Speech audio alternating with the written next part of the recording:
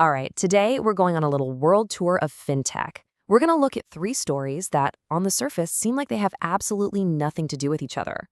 We've got a stock trading app that wants to sell you a house, an e-commerce giant that's basically conquering a continent, and a US company buying some pretty obscure tech over in Greece. They might sound random, but trust me, they all point to one single powerful trend happening right now. Yeah, this quote, it just nails the journey we're about to take. Mortgages, margins, and mergers. It perfectly captures this round trip that covers some of the biggest and most interesting moves in the world of money. And this is that trip, laid out. We're starting right in your living room with a huge financial decision you might make from your couch. Then we're going to zoom way out to see how an entire continent does its shopping. And finally, we'll look at the invisible wiring that actually connects everything. Okay, first stop, Robinhood. Now, you probably know them from making stock trading feel like a game you play on your phone. Well, get this. Now they want to help you with what is, for most people, the single biggest, most serious purchase of their entire lives. This slide really says it all, doesn't it? I mean, Robinhood burst onto the scene with meme stocks, Dogecoin, all that wild stuff. But now, they're trying to grow up. They're shifting from the fun money to the serious money, becoming a real, all-in-one financial institution for everything from your retirement account to your very first home. So, how are they going to pull this off? Well, instead of becoming a bank themselves, which is a huge headache, they're just partnering with a mortgage lender, and they're plugging that right into their app. The goal is to make applying for a mortgage feel as seamless as buying a stock, and they're tapping directly into that very real fear that a lot of young people have about never being able to afford a house.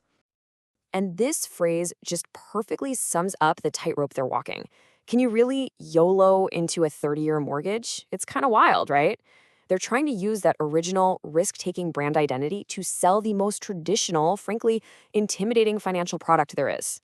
It's a bold idea, and you know what? It just might work. So here's the bottom line on this one. Robinhood is making a massive bet. They're betting that the users who grew up trusting them for small, fun trades will stick around and trust them for the single biggest financial decision of their lives. They're basically trading up from memes to mortgages. All right, let's pack our bags for the next stop. We're zooming out from a single product in the US to an entire financial ecosystem that is just dominating Latin America. Let's talk about MercadoLibre. To really get MercadoLibre, you have to start with its sheer scale. I mean, look at this number. They just pulled in almost $5 billion in revenue in a single quarter. This thing is a juggernaut, and it's growing at a speed that most companies can only dream of. But here's the real kicker, the part that's so fascinating. MercadoLibre started out as an e-commerce company, kind of like an Amazon for Latin America. But look closer. Its fintech arm, Mercado Pago, has quietly become the bigger half of the business. Payments, not just shopping, are now their main engine.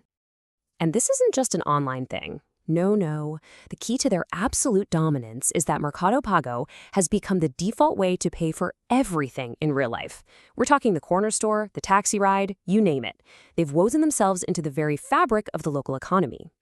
What makes this whole story even more impressive is what they're up against. They are not just surviving, but thriving in some of the most difficult economic environments on the planet. They're dealing with crazy inflation, currency fluctuations, and logistical nightmares that would absolutely crush most other companies.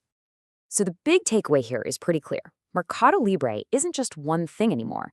It's like if you took the region's Amazon, its Square, its Stripe, and its Visa, and you rolled them all into a single, unstoppable empire.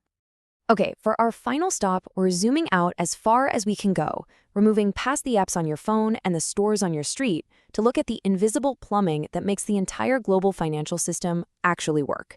This is the story of a company called ACI Worldwide. So ACI just went shopping in Greece, but they weren't buying a vacation spot. They were buying the plumbing. They picked up a company called Payment Components, which builds the deep foundational tech that modern banking runs on. So what exactly is this plumbing? Well, it's a concept called open banking. To put it simply, it's the code that lets your bank account securely talk to other apps. You know how you connect Venmo or a budgeting app to your checking account? That's it. That's open banking. It's becoming the universal language for money.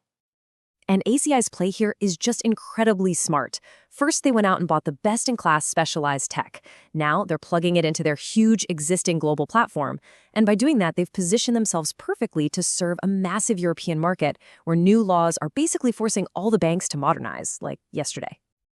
And here's the crucial difference in strategy. While companies like Robinhood and MELI are building cool products for us to use, ACI is doing something else entirely. They're building the fundamental infrastructure that everything else will eventually run on. They're not just playing the game, they're building the stadium the game is played in. Okay, so we've seen a company go after your first home. We've seen another one conquer a continent's daily commerce. And we've seen a third building the very wiring for the world. So let's pull the lens all the way back and figure out what this all means when you put it together. You know, the one theme that connects all three of these stories is scale. Each of these companies is getting bigger, way bigger, but they're taking wildly different paths to get there. Robinhood is scaling vertically, trying to own every step of your financial life. MercadoLibre is scaling horizontally, spreading across an entire economy. And ACI?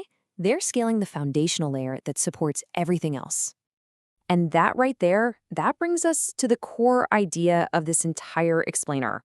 The era of fintech just being a cool little app that does one thing really well, that's over.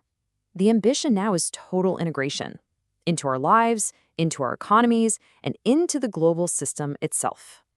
Which, of course, leaves us with a huge question.